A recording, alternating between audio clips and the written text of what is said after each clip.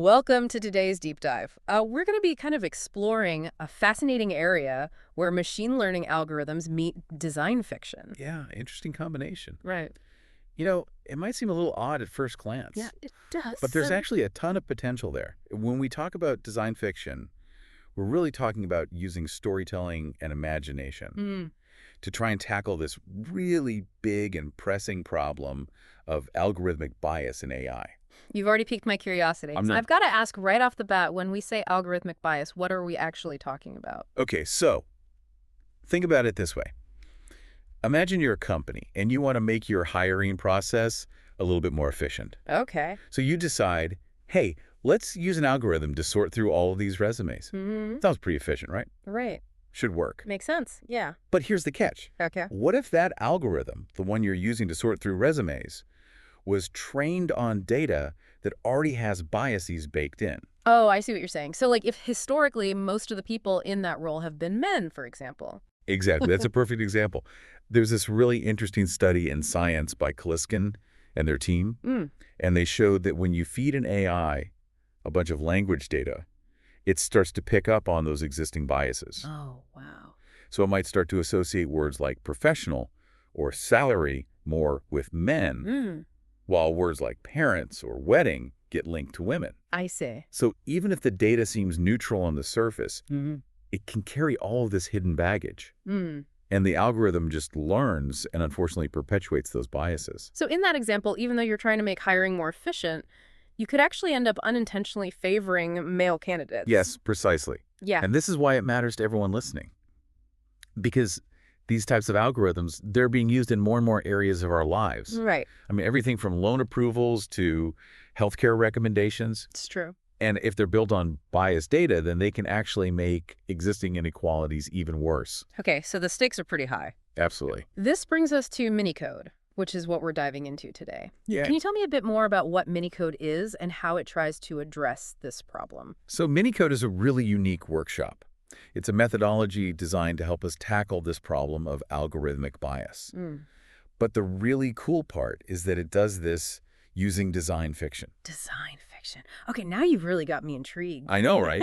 It sounds kind of out there. Yeah. But it's actually a powerful way of exploring the potential consequences of technology Mm. by using storytelling and prototyping. Okay. So it's almost like you're building a miniature model of the future where you can play out different scenarios I see. and kind of see how things might unfold. So instead of just talking about bias in a very abstract way, you're actually creating an experience where people can see how it might play out. Exactly. And by making these abstract ideas more tangible and more real, Mm. it helps developers kind of confront the human side of their work. That makes sense. Because oftentimes traditional ethical guidelines just don't quite cut it. Right. I can see how it's one thing to read a list of rules about fairness and bias, Right. but it's another thing entirely to actually see how those rules might break down in the real world. Yeah, exactly. And MiniCode doesn't just stop at identifying the problems. Mm. It actually walks participants through this process of brainstorming solutions Oh, wow. and figuring out ways to mitigate bias in their designs. So it's like taking a preemptive strike against unintended consequences. Yeah, great way to put it. How is that structured? How does that work in a MiniCode workshop? So the whole thing is designed to be pretty fun and engaging. Okay. It's structured like a board game Yeah. with 4 phases. Mm.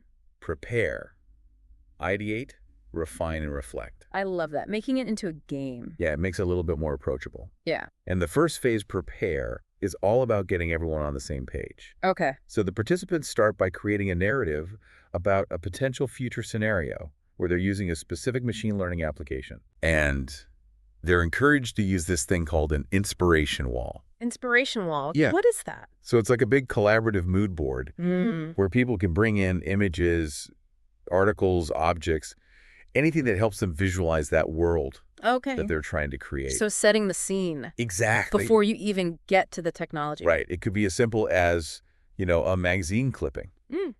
Or it could be a really elaborate prototype that someone 3D printed. Cool. The goal is to get everyone thinking outside the box Yeah. and start generating ideas together. I love it.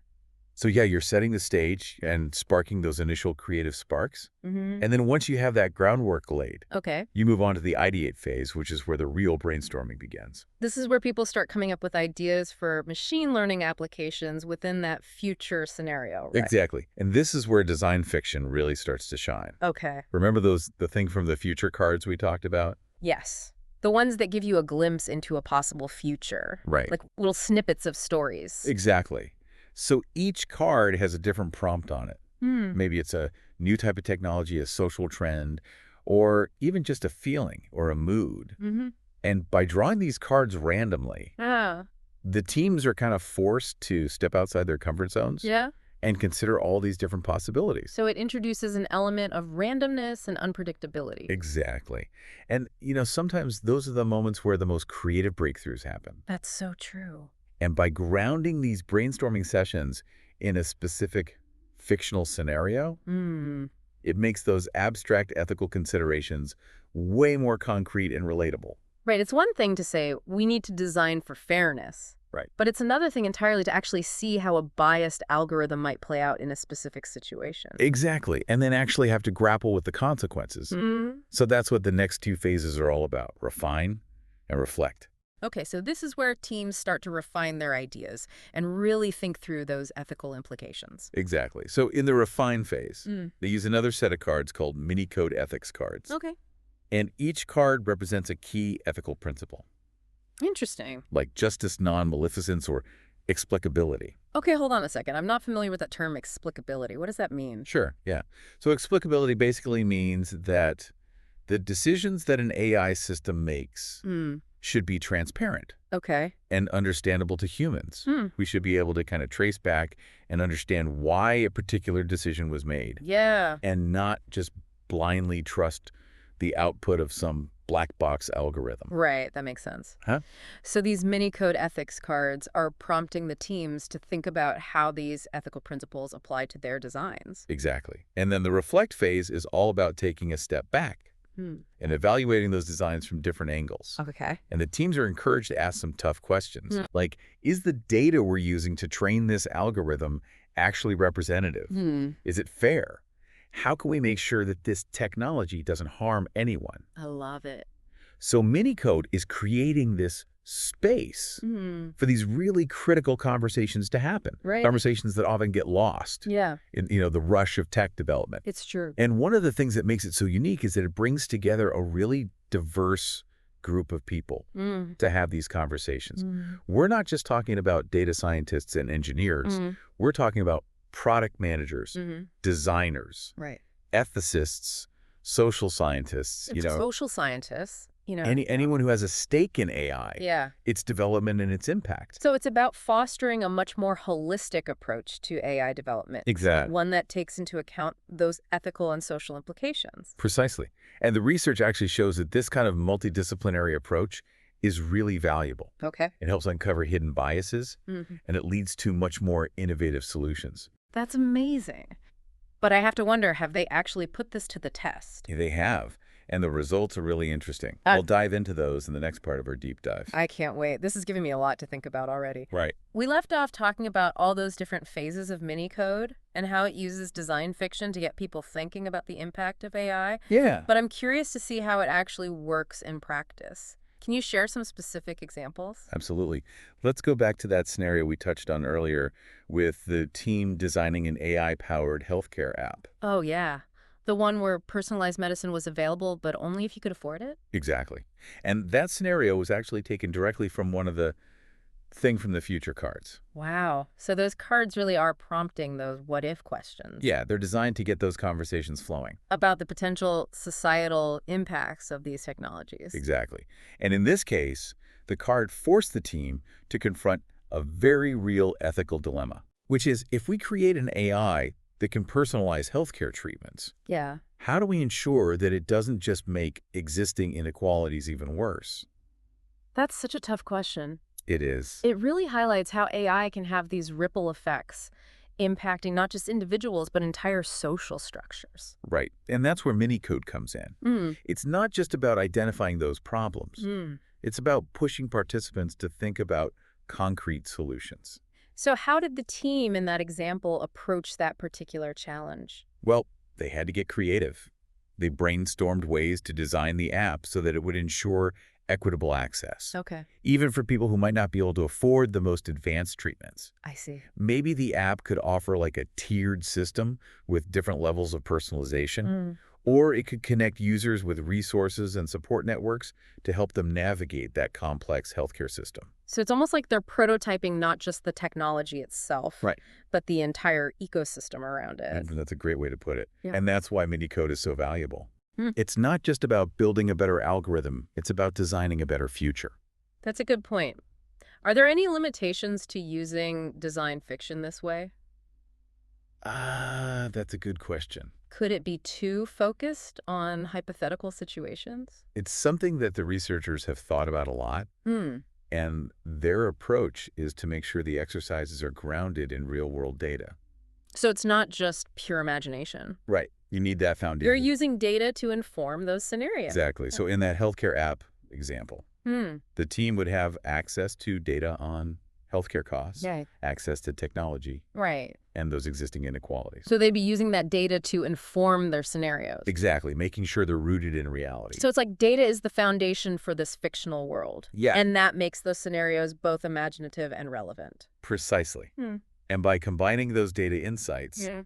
with this creative storytelling element, Yeah. MiniCode helps participants move past just talking about ethics and actually come up with solutions. So it's not just raising awareness, it's about giving them the tools. Yeah, giving them a framework. To actually do something. Exactly. And that's where the power of collaboration really comes in. We touched on this earlier, but I'd love to explore it a bit more. Okay. What's the reasoning behind emphasizing those multidisciplinary teams? Well, it comes down to the fact that bias can be so subtle. Right. And if everyone in the room has the same background and makes the same assumptions, they're likely to miss those important blind spots. It's like that saying, you don't know what you don't know, Exactly. So you need those outside perspectives. to really see things clearly. Yeah. In a MiniCode workshop, you might have data scientists who really understand the algorithms, Okay. designers who are thinking about user experience, Mm-hmm. product managers focused on the market, Yeah. and then ethicists who are bringing in those ethical lenses. It's like a system of checks and balances. Right. And it's not just about having all those different people in the room. It's about making sure everyone feels comfortable sharing their perspective. Which I imagine can be a challenge in itself. It can be, especially in fields like tech that are often dominated by a single demographic. Yeah. You have to work to create that inclusive and collaborative space. But research shows it's worth the effort. What kind of results have they seen? The user evaluations have been really positive, Oh, good. and participants consistently talk about the value of teamwork and those different perspectives. They say that working with people from different backgrounds helped them uncover biases that they wouldn't have seen on their own. Makes sense. And it really pushed them to come up with more creative and well-rounded solutions. Like they say 2 heads are better than 1, Right. but in this case it's more like 10 heads from 10 different walks of life are better than 10 that all think alike. That's a great way to put it. And that diversity of thought is essential for tackling something as complex as algorithmic bias. That's a great point. Hmm. So this all sounds really promising. But has MiniCode been used in any real-world settings yet? It has. And that's actually what we're going to explore in the next part of our deep dive. Awesome. I can't wait to hear about it. This is really giving me hope that we can actually design a future where AI is used for good. Okay, so we spent a lot of time talking about what MiniCode is and how it works. Yeah, we've gone pretty deep. I'm really excited about its potential. Me too. But has it actually lived up to the hype? What's the response been like in the real world? That's the million-dollar question, right? And the early feedback has been really encouraging. Okay, that's good to hear. Yeah, researchers did these really in-depth evaluations with both experts and actual users of MiniCode. Let's start with the experts then. What were their main takeaways? Okay, well, the experts, they included academics, UX designers, AI engineers, people who work on ethics. Okay, good mix. Yeah, we're a really diverse group. And they were all really impressed with how structured MiniCode is. They felt like it provided a really clear framework for how to bring ethical considerations into the design process. Which can often feel kind of chaotic, right? Yeah, you can be a bit of a Wild West out there. Mm, So it's like MiniCode brought some much-needed order and intentionality. I like that. Yeah, one expert even said that MiniCode could help you kill off an idea or pivot earlier, Mm. and they said that's super valuable for a founder. Oh, I see. So they saw the value in finding those potential ethical problems early on. Right. Not just from an ethical standpoint, Yeah, but from a business perspective as well. exactly. Doing the right thing is also good business. It makes sense. So what about the user evaluations? What did they look like? So for the user evaluation, they ran a session with a group of PhD students Okay. who were just starting their AI program. Interesting. So these are the people who are really going to be shaping the future of AI. Exactly. And Yeah. they loved it. That's great. They were super engaged. They thought it was fun and stimulating. Okay, that's so important. Right. Because we need tools that people actually want to use. It can't just be effective. It has to be engaging as well. Exactly. And they also said that the workshop really opened their eyes Mm. to just how much bias can creep into algorithms. That's interesting because you'd think that people studying AI Yeah. would already be really aware of that. You'd think so, right? But even they found it eye-opening. Wow. So what else stood out? What were some of the key themes that came up in those evaluations? Collaboration definitely came up a lot. Okay. Students talked about how working in diverse teams helped them to see biases that they wouldn't have noticed on their own. It all comes back to that diversity of perspectives, doesn't it? It really does. MiniCode might not be perfect, Mm. but it's a really powerful tool for making those critical conversations happen. And for bringing those ethical concerns to the forefront. Exactly. So as we wrap up this deep dive, I Yep. think the most important thing for listeners to remember Mm. is that we can't just sit back and accept the potential harms of AI. Right. We all have the power to help create a future where technology actually serves humanity. That's a really empowering message. It is. And MiniCode is showing us that that vision can actually become a reality. So what can we do? What are some of the key takeaways? Well, first of all, we need to be proactive about ethics. Hmm. We can't just tack it on as an afterthought. Right. It has to be baked in from the beginning. Exactly. Like preventative healthcare for AI. I love that analogy. And then secondly, we need to make sure that we have diverse teams working on these issues. Right. Making sure that those teams reflect the diversity of the world that we live in. Exactly. So no more echo chambers. Mm. We need all those different voices and perspectives at the table. Yeah. It's about embracing the richness and complexity of the human experience. I love that. And finally, we have to make ethics tangible, Okay. actionable. Mm. Tools like MiniCode can give us the framework to translate those ethical principles Okay. into actual design choices. So taking those abstract ideas and grounding them in reality. Precisely. And this isn't just about developers and engineers. Mm. It's about all of us. We can demand transparency from companies. We can advocate for ethical AI practices. It's a collective effort. It is. We all have a responsibility to shape this future. That's a great message to end on, I think. Be mindful, be engaged, and work together I love it. to build that future where technology truly serves humanity. A huge thank you to you for sharing your expertise. Well, thank you for having me. And to all of our listeners for joining us on this deep dive.